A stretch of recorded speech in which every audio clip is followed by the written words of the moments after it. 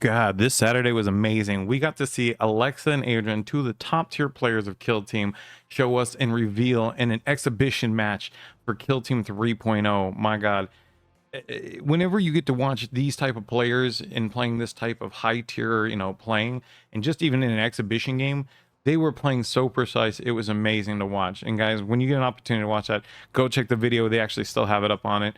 But we also saw a lot of improvements to the rules themselves. Not super huge drastic changes, but things that actually improved the quality of the game and how the game was being played. From even your faction being forced to play the way the game board is, to playing more of their play styles. But we'll get more into that into it. So guys, let's head on over there.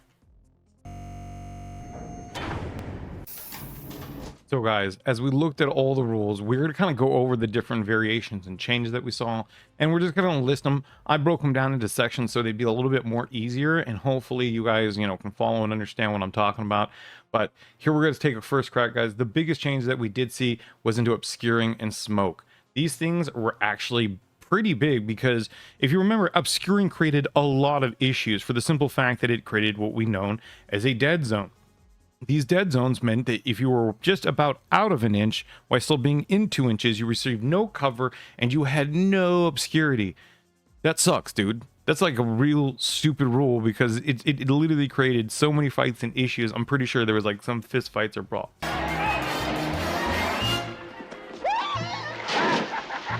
But in the new 3.0 rules, we will be seeing no more dead zones. That is incredibly amazing, because it allows us not to have these little bickering matches to what was, what wasn't, and what could be achieved in it. But instead, it is more clear and decisive that if you're 2 inches from a barrier, you're considered obscure. Now, we did see some other things in the game, like when we were looking at stronghold points, but we'll dive into that a little bit more.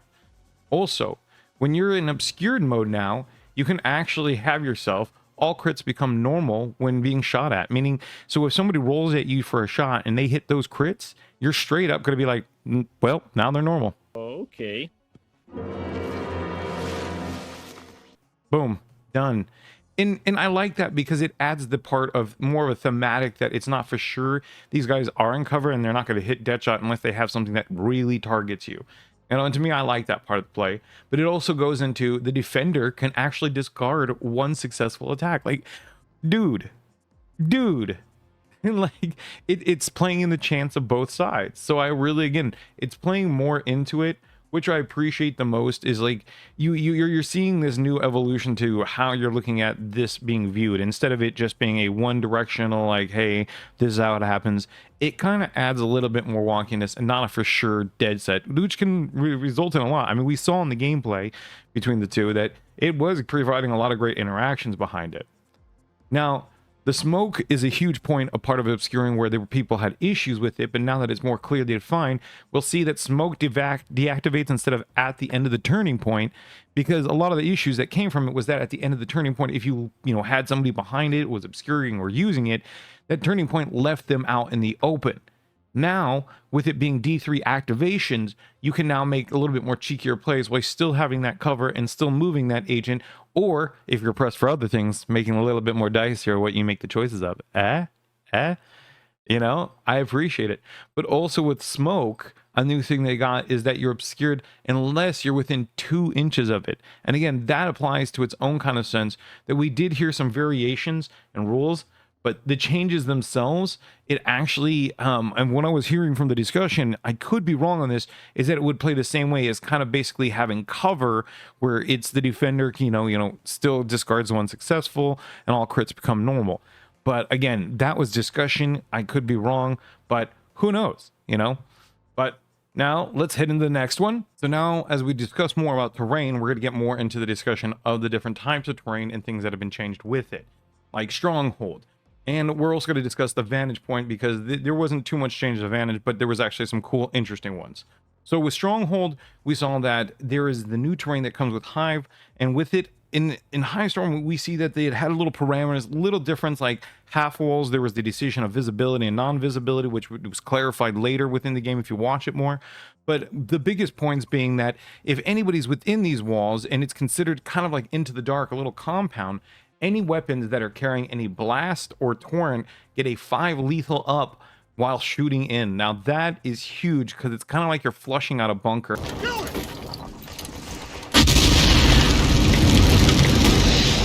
Don't shoot him! Let him burn! And thematically, that sounds amazing. You're like, instead of going in and getting killed, you can literally get like, dude, flame that hole, flame that hole. Flaming Moe's anyway. But basically you can shoot in and basically burn out the characters that are hiding in there, kind of forcing them to not so much of hunker down and add more interaction into the game, which I think is a great improvement. I actually really enjoy. Now the other thing we see that if the other counteraction to that is that if you were the enemy and instead of firing in and you guys are all about the attacking and going ape shizness, because I'm going to cover myself on that one, then in the end what's going to happen is that the defender will get to fight first in it. So instead of the enemy coming in and getting the advantage to this point, they carry the advantage to it, which again, there doesn't seem more of a downside but more of an interaction between the two. But I also kind of see that being kind of weird, because if you look at, like, you know, other teams who fight first in general already, like how the decisiveness of like how that rule can be changed a little bit later, we'll have to look more into that. The other part is if you want to control markers, the old Octaria sets used to basically kind of be sneaky, where you could actually snit like little behind walls or areas to control markers, and you didn't need the visibility for it. That is completely changed. You will need to have visibility of any markers that you want to control in the future when playing the game. That way it is not kind of considered that you can sit on one side, you don't have to return, somebody has to hunker, they have to come around, and you force them to have interactions, which again, I think that's just kind of ridiculous, you know. But the other part we move into is like vantage points. Another thing that they brought up, which I think was cool, is that vantage points allow you to retain 1 normal hit for every floor, which was kind of cool. Like, or just, you know, in general levels, because if you look at some of the old sets, if you go up 1 floor, you're going to retain 1, you go up to the next floor 2, and you get 3. Basically, you're shooting down in. Now, interesting how it's set. I find that to be kind of a thing where, like, I feel that should also have a kind of distance to where you get advantages, but you start having disadvantages because of the heights and places you're at, because you're not going to be able to see the target as much. But again, not huge drastically and horribly, but it's pretty cool. And also now we'll see that the vantages floors give us cover finally. Like, God's sakes, I used to hate that. Like in the old rules, you never got cover from it. You basically had to find somewhere else, because it's like if they see you, you see them. I'm just like, I mean, it depends, because sometimes looking up at something, you're not going to always see it as somebody who's looking down, because I have the cover and the view and the vantage point. So I feel that just felt that was counterproductive, but they did away with that, which made it a lot easier. All right, now let's roll into the initiative, deploy, and objectives. Okay, so now we're going to get into the initiative, deploy, and objectives parts of changes that we saw in the overall gameplay itself. So the biggest one being whoever doesn't start with the initiative that round will now get CP instead of the person who starts with the initiative. Instead of getting 1 CP, it is whoever has initiative, their opponent will now get 2 CP. I think this is a great improvement because it allows elites and people that rely more on deploys to be able to actually set up and have more, like, you know, choices instead of being 1-in-1 and kind of making it harder for them and being more selective. Like if you're an Inquisitorial agent, you can play more ploys and not feel so, you know, restricted. But also on top of that, all operatives start in conceal mode, which is great because, again, it is allowing us to not focus so heavily and streamlining the gameplay. I think this is a great choice. I mean, the fact of you trying to decide because of who's on, who's not engagement, not trying to get shot. Now you can focus on being more tactical, how you want to set up, and giving more chances. Because the other part that we see is that you can flip turn 1. It makes it easier too now. So you're not making those heavy decisions. You're actually getting to flip over at any point in turning point 1. But again, that would be like, oh man, that's just great. But the cool thing is you can't score turning point 1. Like, that's kind of a cool idea, because the reason being is that this now makes it easier for your team to be more flexible and more objective based on what you want to, focusing on your kill op, your crit op, or your tac op. These are great ways of actually allowing teams more flexibility to play the wall and play. You know, You also see that, was it like, one of the crit ops they showed off was, secure.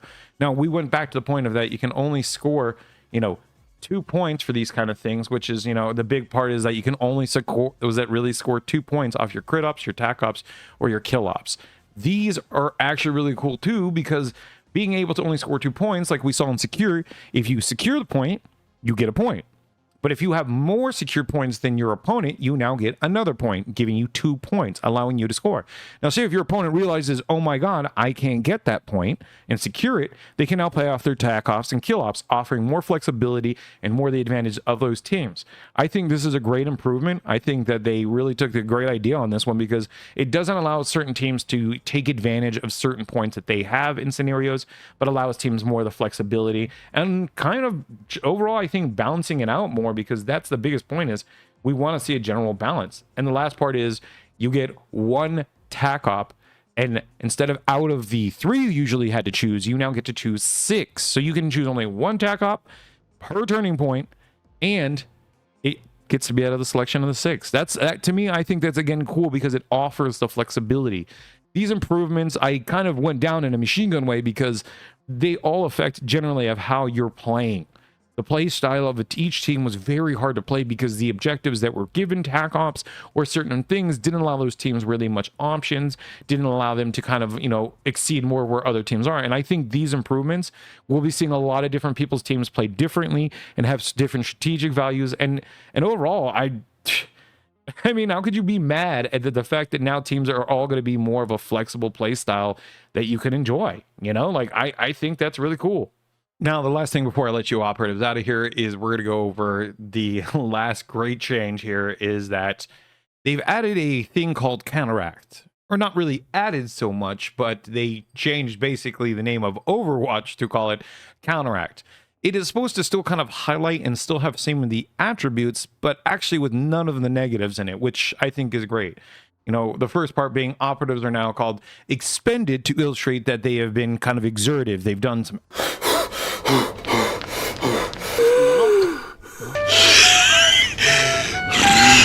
actions, they're a little bit tired, but the great part is, instead of seeing that negative action, we see more of that they are just kind of taking less, like instead of like having them, do certain things, they can now take more than one action than just shooting. That's where they're allowed only 1 AP in action, and while they're expended. And this kind of actually, applies to other operatives that have been expended too. So say if you have a 6-man team versus a 13-man team, and your operatives have been expended but are still there, they could be left out, say, behind obscuring, move away from that kind of obscuring, but only allowed a movement of 2 inches or any actions that are 1 APL, which is great. Because the other part is they say if you decide that you want to take that shooting action, you want to get into it, they don't suffer any of the minus to shoots, which is a huge thing for certain teams, because that could also hurt teams that may have been smaller but not carrying the same roles, for their for the weapons to be successful, and instead be a lot higher, making it even worse, making Overwatch kind of pointless.